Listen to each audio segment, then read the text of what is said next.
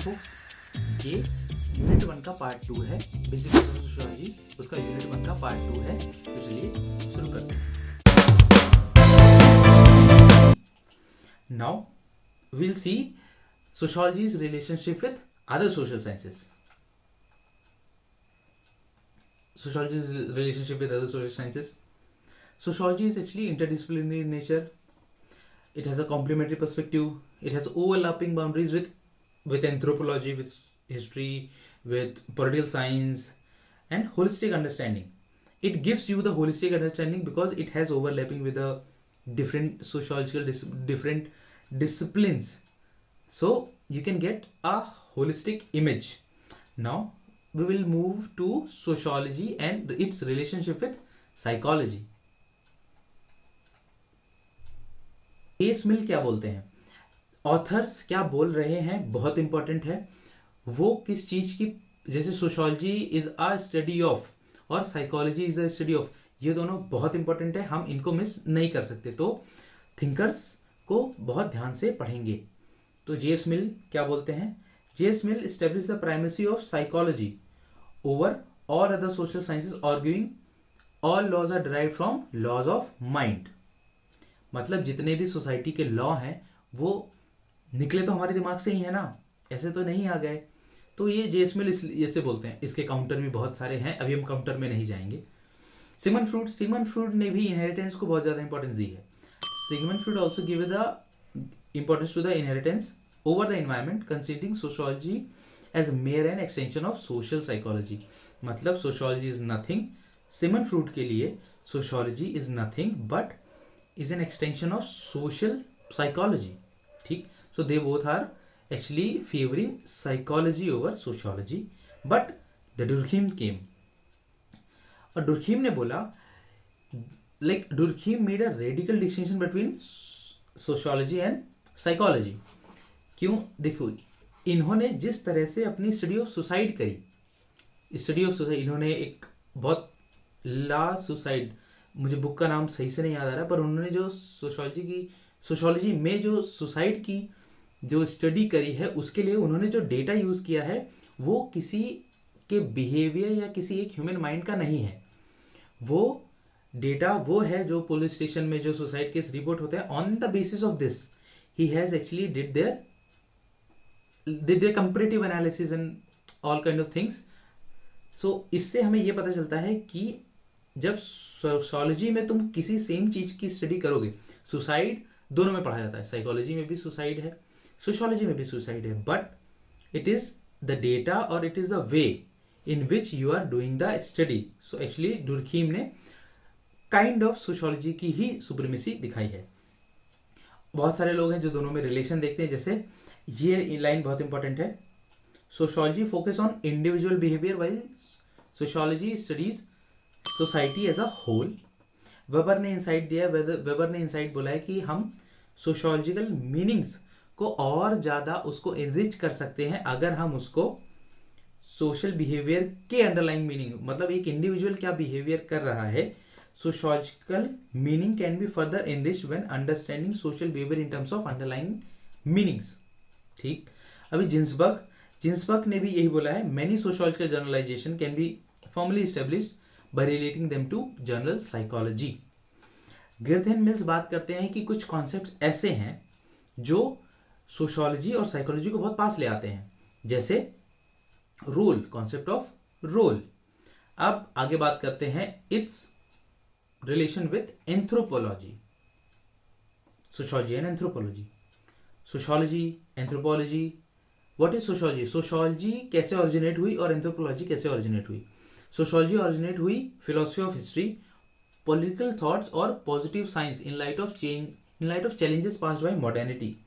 मतलब जब modernity period of Renaissance आया तो उस टाइम पे कुछ क्वेश्चंस थे जो सोसाइटी को बहुत चैलेंज कर रहे थे। फॉर एग्जांपल पहले लोग कोई भी क्यूरियोसिटी होती थी वो चर्च पे डिपेंडेंट थी, कि वो चर्च से क्वेश्चन पूछते थे और उसका आंसर वो गॉड में सीख करते थे। पर नाउ दे बिकम रैशनल।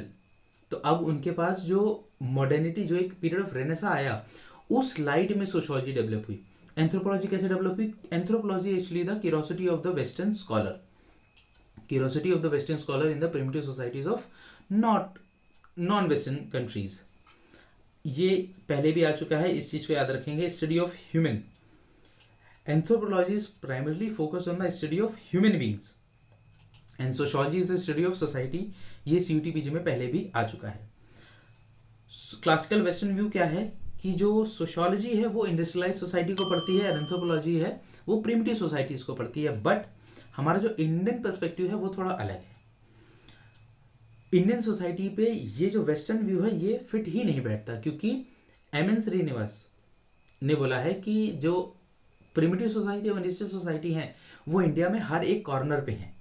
मतलब तुम एक कदम चलोगे तो तुम्हें इंडस्ट्रियलाइज सोसाइटी दिखेगी, बस उसके अगले ही पल तुमको फिर एक विलेज दिखने लगेगा, प्रिमिटिव सोसाइटी दिखेगी। तो it is not applicable in India, ये जो वेस्टर्न व्यू है। अभी आगे देखते हैं। ये नोट्स नहीं है, ये PPT है। It will give you the conceptual clarity.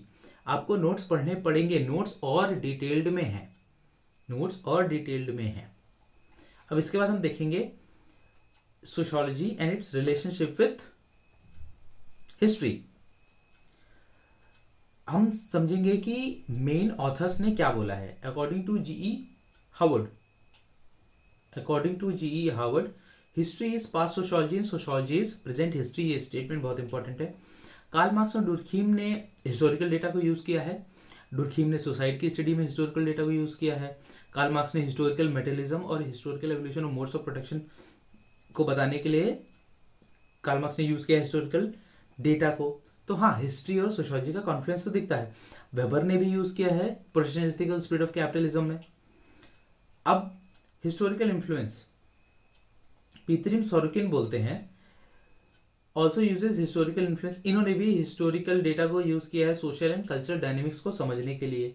So ultimately what we can assume from that is that sociology and history एक तरह से सोशियोलॉजी को फर्दर पढ़ने के लिए रॉ मटेरियल देती है। फॉर एग्जाम्पल, अगर हम किसी चीज को सोशियोलॉजिकली देखना चाहते हैं तो हम उसके कुछ हिस्ट्री को देखेंगे।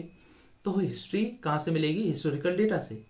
अब कॉज एंड इफेक्ट, सोशियोलॉजी को प्रिमिटिव पहले क्या होता था? पहले history is all about dates and what actually happened at that time.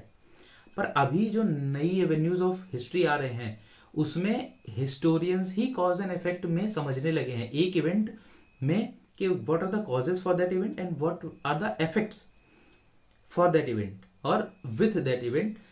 अब हिस्टोरियंस ही इसको इस तरह से पढ़ने लगे हैं। तो अभी सोशियोलॉजी और हिस्ट्री कॉज एंड इफेक्ट के बेसिस पे बहुत पास आ चुके हैं, क्योंकि सोशियोलॉजी भी कुछ ऐसे ही चीज़ों को देखता है और हिस्ट्री भी अभी कुछ और अभी ऐसे ही चीज़ों को देखने लगा है। अब इसके बाद हम देखते हैं what is the like sociology and economics. Scope and focus, economics is the study of production in society while sociology is the study of all aspects of society. ठीक।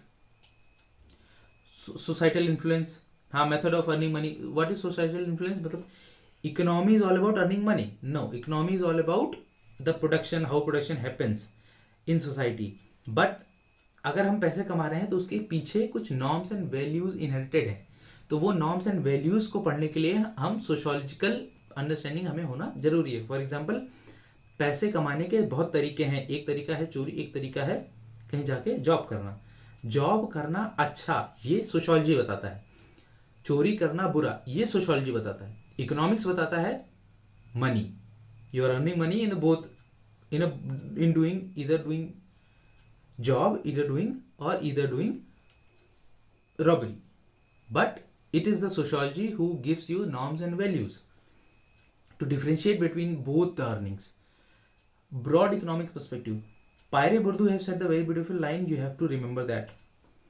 A true economic science would look all costs of economy, not merely at the cost that incorporates.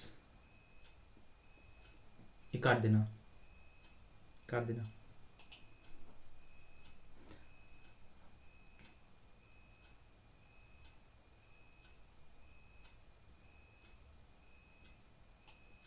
Pyre Bourdieu have said, a true economic science would look all cost of economy, not merely at the cost that corporations are concerned with, but also the crime and suicide and so on.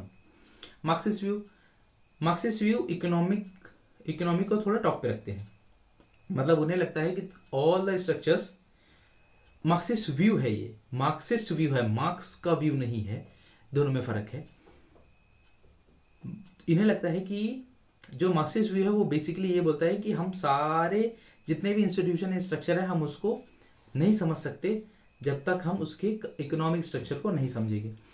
डुर्खीम्स की approach क्या है? Durkheim actually rejected the economic theory of division of labour and given is sociological explanation prioritising at the micro level. Societal needs, economic activity happen in autonomous manner, मतलब manner जो economy है, जो जितने भी economic activities हैं वो autonomous manner में होती रहती हैं, बट उनको गाइड करने के लिए हमें और हमें उनको नीड समझने के लिए हमें सोसाइटी को समझना जरूरी है। अभी जल्दी से समझते हैं sociology and political science. Economic and social classes, ठीक है, according to Marx political institution and behaviour are closely linked with the economic and social classes, ठीक है, कोई दिक्कत नहीं है। In depth studies, Weber, Marx, Pareto and Michel persuaded the matter in detail, and studies of political science, elite, voting behavior, bureaucracy and political ideology. Politics is everywhere and it is also in sociology. Abhi, the most important point is that the most important conceptual clarity that you need is that कि political science law बनाता है masses के लिए, और political science जो है वो law बनाने का काम करती है जो कि mass को affect करता है, पर वो लॉ बनाने के लिए कुछ चीजें चाहिए। फॉर एग्जाम्पल लॉ किस पे बनना है, या लॉ के लिए डेटा कहाँ से मिलना है, और लॉ के लिए वो पॉलिसीज कैसे बनेंगी, वो बेसिस होती हैं किसी डेटा पे, और वो डेटा कहाँ से मिलता है? सोशियोलॉजी से। ये यहाँ पे लिखा है। So they both are interdependence, they have interdependence in it. अभी काम खत्म। अभी हम ये जितने भी मल्टीपल चॉइस हैं ये आपको टेलीग्राम पे मिल जाएंगे, तो जल्दी से जाकर टेलीग्राम ज्वाइन करो। ये पीपीटी में ऐसे दिए हुए हैं, पर इसके अच्छा रूप आपको वहां पे मिल जाएगा, और ये बहुत कंसाइज मैनर में है, नोट्स भी बहुत कंसाइज मैनर में है। तब तक के लिए बाय। अभी हम चालू करेंगे यूनिट 2।